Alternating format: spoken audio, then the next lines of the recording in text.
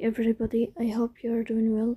Today we'll talk about how to fix or how to solve the problem of Donald on Shazam. We go to settings. Here we go to apps, default apps, app settings. In this list you will search about Shazam and you will click here in this page. Then we click on first stop and you will click OK. Here you will enter to storage.